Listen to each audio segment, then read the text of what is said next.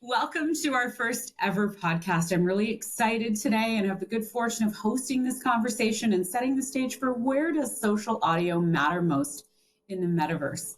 Well, let me introduce you to the experts who can talk about this so well. Jim Poore, you've been involved in developing advanced technology products in the global communication space for over 20 years. A majority of your career has been focused on identifying market trends and designing solutions that have led to dozens of successful, profitable product deployments. In his current role, Jim is excited to be leading a great group of skilled engineers, marketers, and audio thought leaders at Immersitech, who've developed an exciting portfolio of audio solutions for the social gaming and entertainment markets. Welcome, Jim. Richard Beare is a game developer, engineer, and a VR/AR developer. His interest in merging technology and human experience began at a young age. This curiosity and passion drove him to pursue a master's degree and career in electrical engineering and eventually game and VR/AR development. While working as an electrical engineer, Richard dove deep into the creative technical hobby of VR development, then joined the indie startup Goodbye World Games as a game developer. This culminated in a career change to the gaming and XR industry. Richard has since launched the BAFTA-winning title Before Your Eyes with the talented team at Goodbye World Games, runs his own dev consulting business, and helped launch a burgeoning VR startup in his home city. Richard is now working on a new game where he and his team are exploring the amalgamation of a rich interactive narrative experience with cutting-edge technologies for unconventional immersive controls. Well, welcome, Jim and Richard. We're excited to get this kicked off today. What the heck does metaverse mean for all those laymen out there that have no idea what that means? Do explain. So many people are talking about this topic because of the opportunity to kind of set the stage for what's to come. And I've often seen the metaverse as really a framework and something that kind of defines the way in which people online are going to be able to kind of seamlessly move across a multitude of different experiences. And so, think of effectively kind of what we've been transitioning over the last 2 years during the pandemic of seamlessly kind of going between work and play and education and all of those things. And I think the metaverse kind of sets about a way for people to more easily kind of move between those different modalities. And I think this is especially important when it comes to things like social audio, because if you think about the opportunities that people are in conversations on really a multitude of topics, it's going to make it so that when you're in the metaverse, that you can be kind of working on something and then very easily transition within kind of the same devices and the same kind of, be it your headphones or whatever, and kind of go into a state of play or learning about new things education wise. And so, one other thing that I think that's a really exciting aspect of the metaverse is kind of forming a very kind of secure identity as well, right? The ability so that our online presence can be kind of solidified in a way that makes it so we're kind of uniquely ourselves.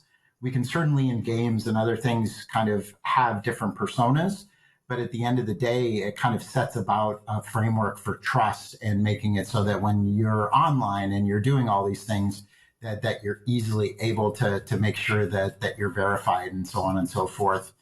And then I think the last thing is really making sure that, companies are coming together to make it so everybody can participate. And so I think things like the Metaverse Standards Forum and things along those lines are really great opportunities to make it so that there's a more level playing field for everybody as well. And so, the Metaverse, I believe, is going to be something that everybody has to participate in.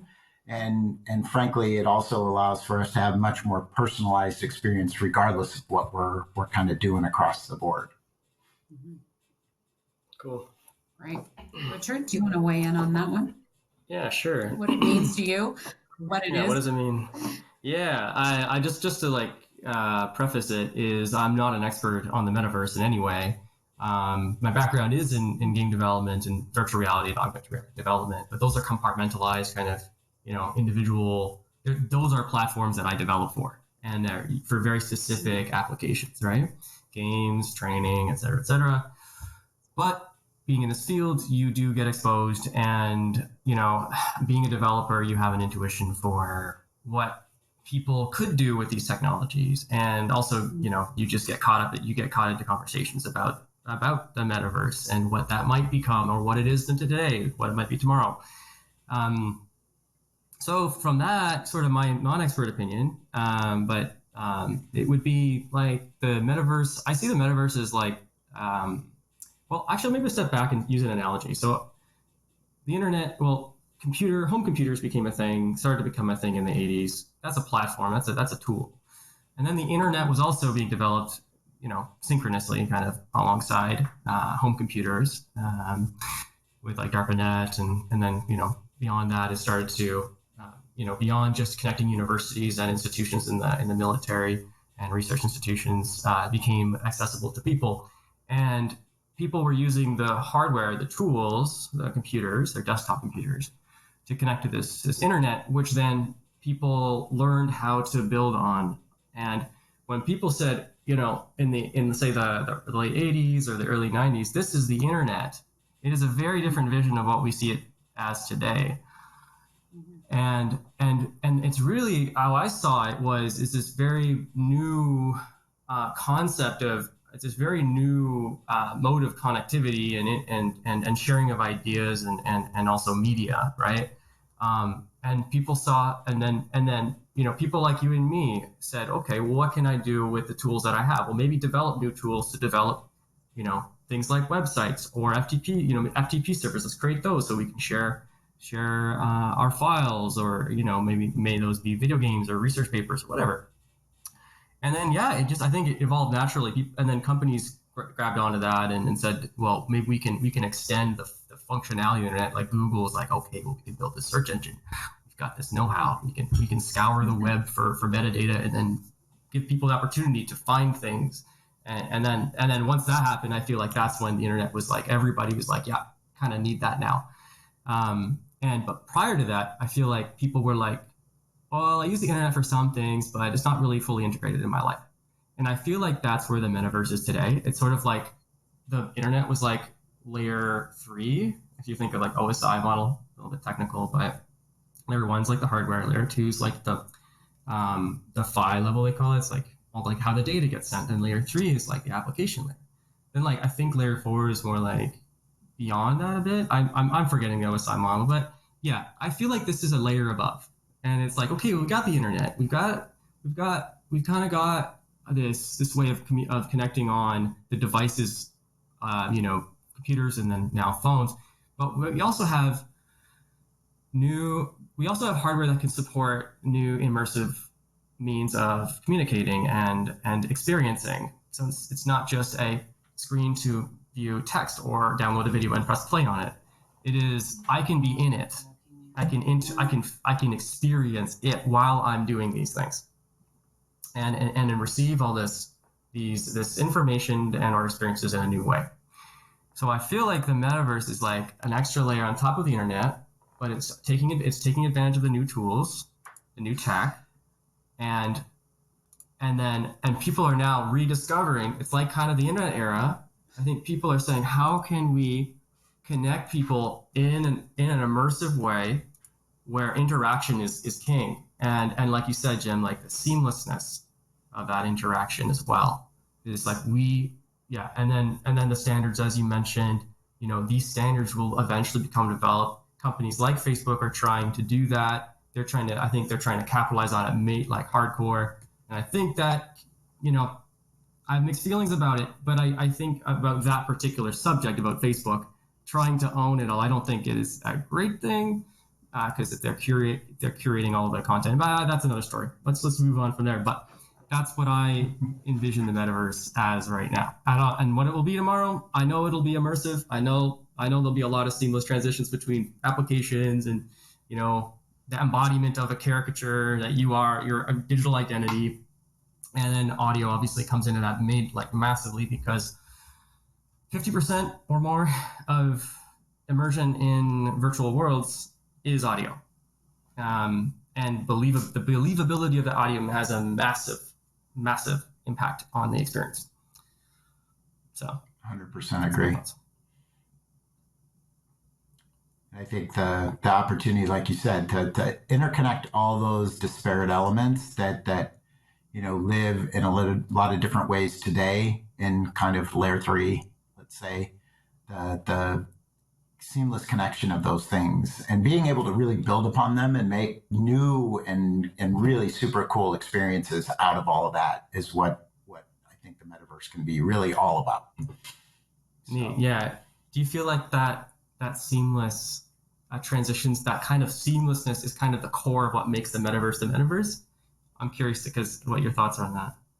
You think that might be like the... Yeah, I do. I think because it makes it so that the kind of traditional boundaries of how you're able to use those tools, to your point, they become more kind of a part of everything that that you're not having to worry so much about how everything works so much as doing the creative aspect of the things that you're really wanting to create. And I think that's what's going to make it different, right? Because right now you spend so much time. We had always said that the user experience was actually always getting screwed up by kind of all these things that you had to pay attention to set the defaults, to get all the devices connected correctly and everything like that. I think making it so that all those things kind of come to the table already understood and well-defined and make it really easy for people to just engage and interact and create and do those things and get kind of all the noise out of the way so that it makes for just some really exciting ways for people to interact, like you said, especially with audio. Yeah. And like that's that concept is actually pretty new, right? Because like the internet is very disjointed, right? So when you have someone, it's basically the internet feels like a series of websites that all have different things, different features, and then also applications that individually utilize the interweb, which is that layer 2, let's say they're the layer 3, to interact with other people also running that application, for example. But not, and then companies like Microsoft are trying to do things like, oh well, what if we did, integrate all of our tools together into one thing, like with Teams and all, right? Exactly. Perfect example. And now it's like, why don't we make that a global standard? And now the developers can be like, okay, well, I know I'm just going to build on that new layer, that all the like low level technicalities are abstracted by this new standard. Yeah, and making those standards and the APIs effectively to interconnect all that really just easy for as long as they're secure and abide by kind of things that obviously the big players want to make sure they can ensure a good seamless experience, that make it open and let other players really engage in that. Yeah, I see. The openness of letting people engage and develop on those platforms, so they developers can curate their own experiences and content. Yeah. And do their piece. Which industries and related social audio experiences do you think have the best opportunities to thrive in the metaverse? My view is that markets and industries and platforms, for that matter, that make it super easy for people to come together quickly and interact really in a personalized way are going to do very well. And so, somewhat to what we were just talking about, kind of getting rid of all the noise and making it so you can come into, let's say I love the idea and very excited about what's going to happen with kind of sports entertainment. So I'm a huge football and hockey fan, and the ability for me to go and join a game and be able to not only listen to all the activity that's going on the field or on the ice, but also start interacting with friends and family that could be scattered all over, the world, and do it in such a way where I could frankly, adjust the volume of the crowd noise or the commentators. Mm-hmm. We all have a commentator that is joyful for us to listen to. We may want to turn that down, or really make it so we focus on friends and family conversation, during halftime, whatever. And I think, those kinds of experiences where you as the end user can start really controlling the way you interact in those experiences is going to be tremendously exciting because, and audio really gives you that capability where, it sets the stage for, how you want to interact, because visuals obviously have come a long way. And I think, the ability to really personalize the audio along with that will be amazing. And, one area that I'm also excited about and need to participate in much more myself is like interactive fitness, right? So, so many people with what's going on in kind of connected devices and AR, VR, find themselves really getting engaged and being able to be much more active and do things they never thought they'd be able to do. And I see this as one of those things where, same as kind of the sports entertainment space where with interactive fitness, I can race my friends on virtual bikes or whatever the kind of gaming aspect of that might be. And frankly, kind of it can be fun. It can be, serious if you want it to be serious, right? Everybody can have their kind of own approach to the way they want to do these things, and potentially all within the same application, right? You can have like I had a buddy who's super competitive. All he wants to do is focus on the ride and just beat everybody, right? That's his main goal. Mine is like, okay, I want to chat about how far behind that guy I may be or whatever, and say, hey, here's my favorite song, listening to the 80s music. I'm like, how, and maybe even like go on Amazon at the same time. Like, how cool would that be to be able to do those kinds of things, right? Absolutely. Totally.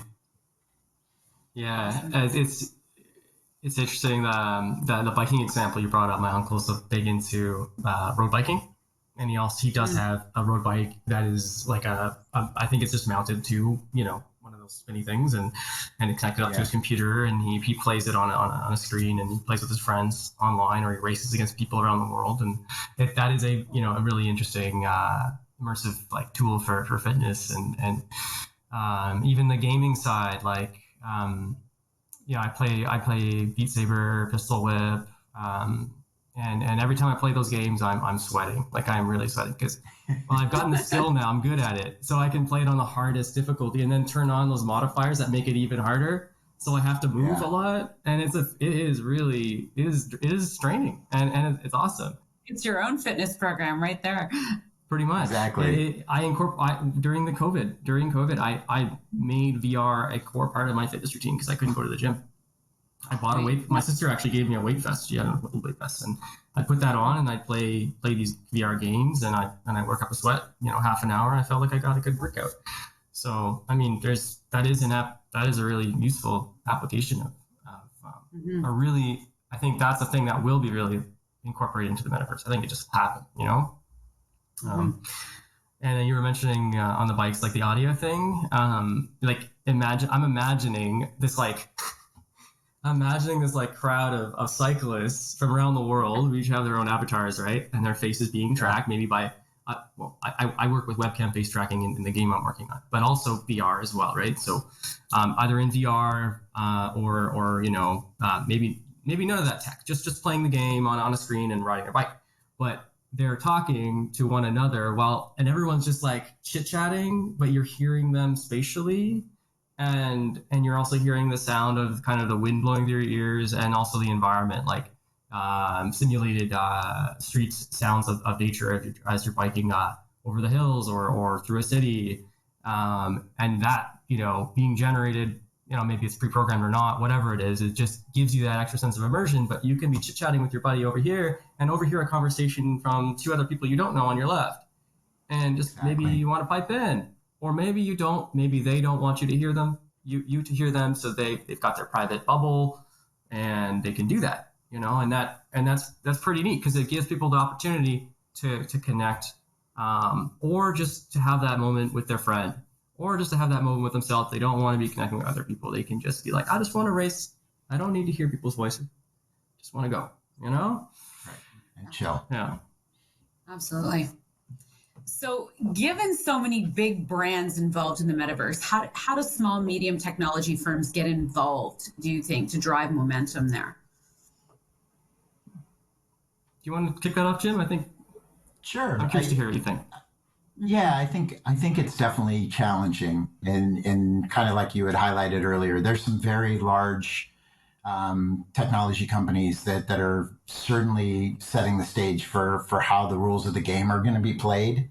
I think part of it is going to be, like we had talked about, the setting of standards that open up opportunities for players that are very creative, very innovative to set about building capabilities that can plug into these experiences that really become, contributory or accretive to what the overall experience is. I mean, in our case, we really have been working on trying to make, background noise and getting rid of kind of the distractions associated with any online kind of communications / social chat kind of experiences, and getting that to be a non-issue is really important, like not having to click mute. And I think, being as simple as possible, and trying to do the work that we do for developers and make it so that, frankly, their ability to pick up these tools very easily, kind of understand what they do, and that you can be a kind of a trusted partner, and being able to connect that stuff into their applications is also another way that I think small and startup companies can try to win and be relevant, right, in what appears to be an overwhelming amount of kind of capability. And I think collaborating, doing things like we're doing here today, where, there's yourself as a game developer and the world and challenges that you're experiencing, and what can we do in terms of creating audio solutions that help make your overall vision of what you want to do much cooler, better, whatever. I think that's how the small guy kind of becomes relevant, and frankly, that we support each other in that journey. Absolutely. Cool. Yeah, I was, I think, last time we chatted, we were talking a bit about spatial audio and ambisonics. I know ambisonics is not the number one of what you guys, it's not like the key, right? That's kind of an extra layer of immersion. But what's really most important is having that kind of seamless, standardized approach to reliable comms without noise and distractions, without hitches. That's flexible and can be used in really any immersive audio application, whether it be the call we're having right now, or whether it be a two-dimensional, I want to say like a 2D like spatial audio experience, where you're a little top-down view walking around a room, and you can walk into little spaces where you can chat with people that are near you, or like a 3D immersive experience, whether that's on desktop or on VR, or maybe it's an augmented reality meeting or something. But one example that comes to mind is VR chat. And it is, I feel like VR chat was kind of trying to do what people kind of envisioned the metaverse to be years ago, which is this world where you can kind of go in with an avatar, an identity that you kind of, and you retain that identity through over the years, and you get to meet people and know people, and the communicate, and kind of the core, one of the most core things to this VR chat experience is audio. And it's the visuals, yes, but even it's kind of janky. Like moving around in that world is really not. It's not like playing Half-Life Alyx or something, right?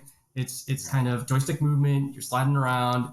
It's not perfect, but what people really get out of it is that I can see you, I can talk to you, but it also has limitations, like the audio. I find that every different user and have different setups. They have different mic setups. They've got different connectivity, and sometimes it's challenging.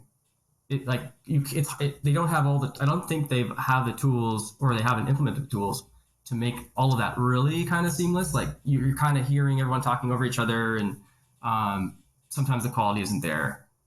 So I feel like Immersitech, like that kind of fits into your guys' bubble, and a standardized system that provides all the tools to make audio just work out of the box is what something like VR chat, or what the future of that kind of application would benefit from, you know?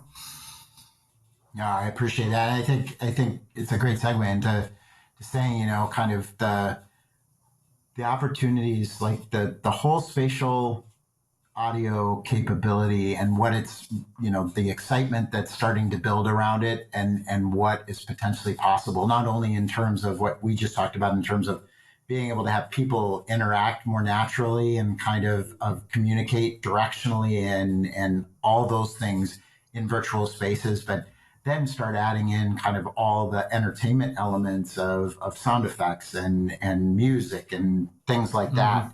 And then you can just really create these virtual experiences that are, you know, going to a movie in the metaverse is going to be like a whole different thing, because you potentially are going to be in a position to like interact in it in like a video game kind of way, which that's just going to be amazing. Absolutely. Super cool.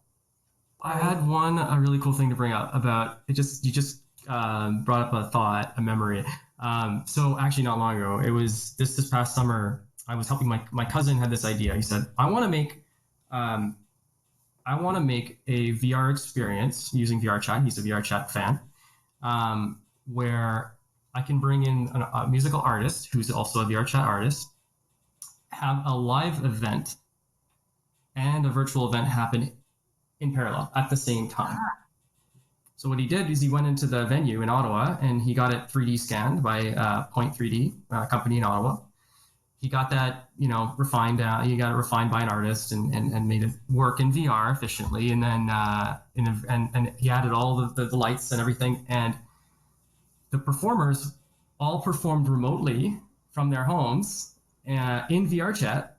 And then people from the city went to the actual venue, and there was a big screen on the stage showing the VR chat avatar with his mixing station.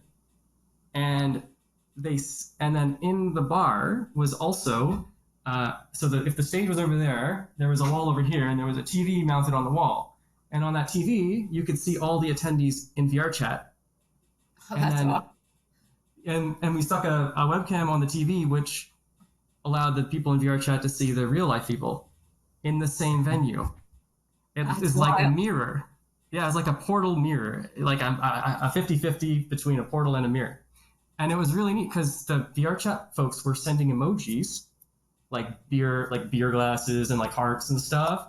And then they would dance and we would dance, or they would do something. They would do like, you know, they would hold a certain pose, and then everyone in real life would hold a certain pose.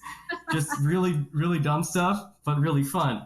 And it was great. It was really cool. I feel like it might have, I'm assuming stuff like, I know that stuff like this has happened, but I think this might have been, you know, amongst the first live music experiences that have been a mixed, really truly mixed reality, parallel worlds kind of thing. And also in VR, you could turn down the sound of the music so you could chat. So it had that benefit, you know? Yeah. Yeah, it was pretty neat. And personalization, I think, is huge. Did that happen in Canada, Rich? It did. It happened in Ottawa, government town. Look at that. Believe it or not. Capital of Canada. Here. Yep. Awesome. That would have been wild. So how do you guys see end users consuming these products in the metaverse? Like, you know, subscriptions, usage, freemium, all that good stuff. Do you want to start, Rich, and then I'll jump on? Yeah. How do I think people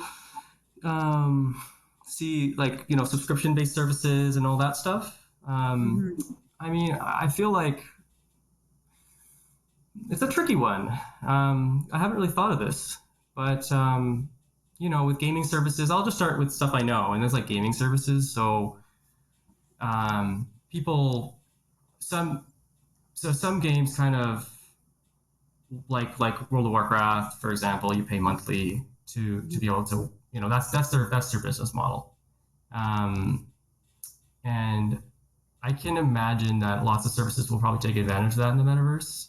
Tell me if I'm not on the right track, if I'm answering your question or not. But I think I foresee a lot of businesses just taking advantage of subscription models in general, just applying it in the metaverse.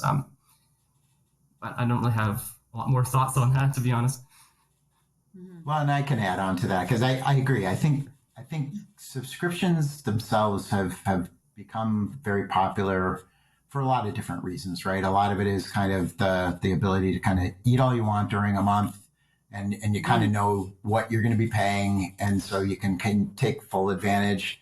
And I think we've seen the ability to kind of customize subscriptions in a much more dynamic way, and I think that's really what you'll see as we move forward into a lot of these services going into the metaverses, where you're potentially going to be able to kind of start bundling pieces and consuming them as kind of a full stack of capabilities in kind of the same way. And I think it'll be exciting to see companies that really are good at gluing and are not gluing so much as potentially creating a store of sorts that allows you to very creatively put all those pieces together and be able to consume them in kind of a simple way, so that you don't have 50 subscriptions, but that you have maybe one or two that kind of say, here's the one that I have for kind of all of my entertainment needs. Here's the one I have for kind of all my business and so on and so forth needs.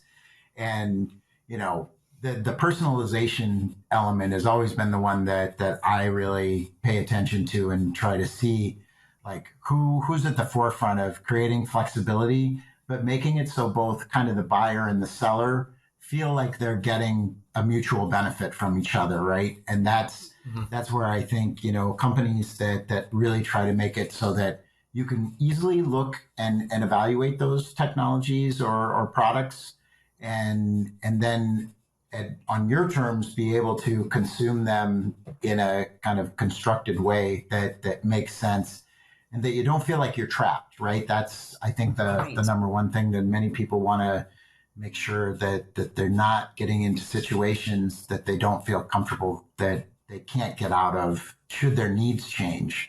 And that's where I think some of these bundling methodologies and cool, like I was talking to a friend who really believed and sees in the next couple of years that frankly kind of the Amazon / Play Store, all of those kinds of modalities are how some of the consumption of these things will play out.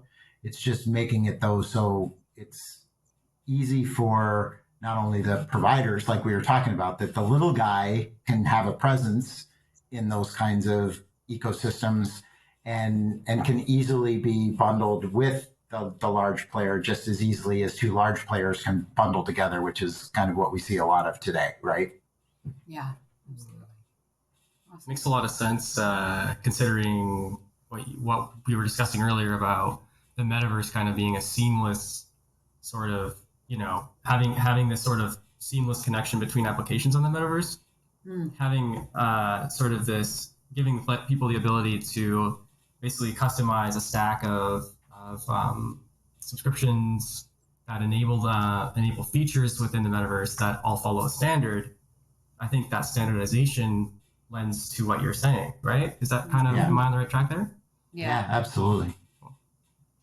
All right, so as we wrap up, what is one thing that you would like to see released in support of the metaverse audio in 2023? It's hard to believe 2023 is around the corner. Yeah. Is there that one thing? Rich, are you deep in thought there? I think I'm deep in thought. Jim, you kick it off. Maybe you I feel like this is your wheelhouse. I think kind of like we started the whole thing in terms of creating a metaverse that allows everybody to equally participate. It comes down to making it so those standards allow for, like, my view is that all the, especially in the audio space and WebRTC oriented kind of communication audio elements, that there becomes a more open infrastructure to allow players that do audio processing and the kinds of things like we do to interact with larger platforms and really make it so that we can provide a meaningful resource in these ecosystems, and that they're open, and that we can abide by the rules that are set there. But frankly, that, for instance, like being able to take large groupings of, let's say, Amazon Chime users and provide to some of their customers some really cool functionality that we believe would benefit their overall ecosystem. Right now, it's a little more challenging to kind of interact and get access to the key components that would make it so that we can do the services that we provide. And that's something I definitely would love to see going into to 2023 and beyond, is where, there's kind of that trust factor that exists between partners, and that it becomes open, and that you can subscribe to those things and provide those services in a way that are mutually beneficial, and not have it be so much where it becomes more walled gardens, where it gets very difficult to try to add meaningful services for the end users. Interesting thought. So maybe I'll throw another little bit different thought, my own spin. Actually, just a different subject, perhaps. I'm kind of imagining 2023. What would I want? And I think that would be like, well, first of all, maybe just for perspective, you know how in the gaming world, it's like you've got Steam and you got Discord. Two disparate modes of, like, two disparate applications that serve different purposes. Big platforms. Mm-hmm. Steam gives you a platform on which to purchase games, to find new games, to connect with other people that are playing those games, to also to communicate text and voice. But it doesn't do all of those things well. It does a lot, like it does the game store really well. It does the modding community really, really well. But the communication aspect is not great, and I don't think that's their main thing. But Discord does the communication thing really, really well. And those two companies have nothing to do with each other, right? So gamer goes on Discord, drops into a Discord chat, friends drop in there, then they go on Steam and they say, okay, let's jump on this game together, and they do that through Steam.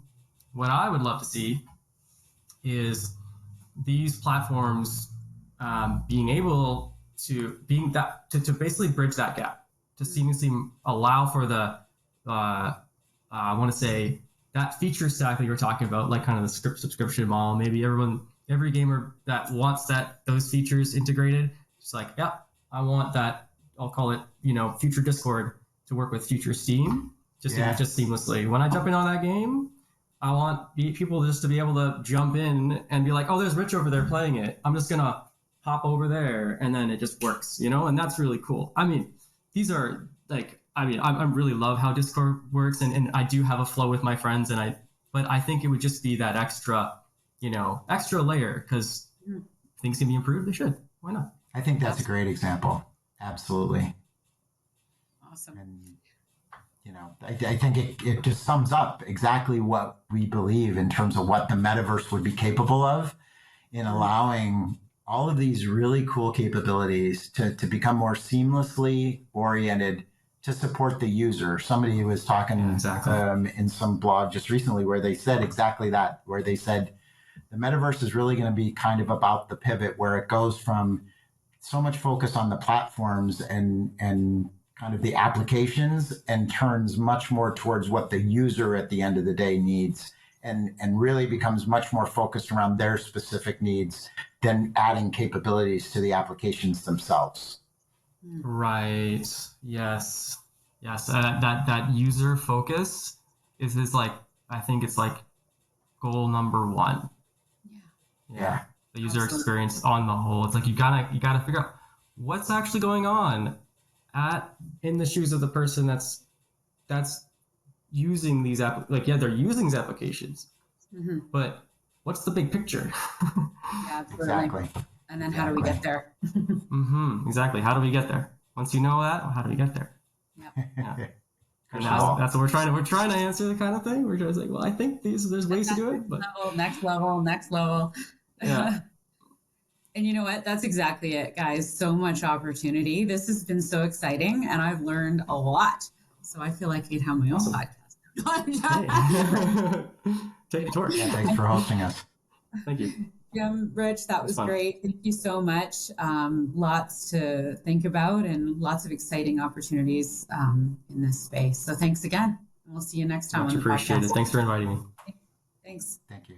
As we wrap up, if you would like to reach out to either Richard or Jim, there are two methods, both located on this page, either LinkedIn or email. And thanks again for tuning in.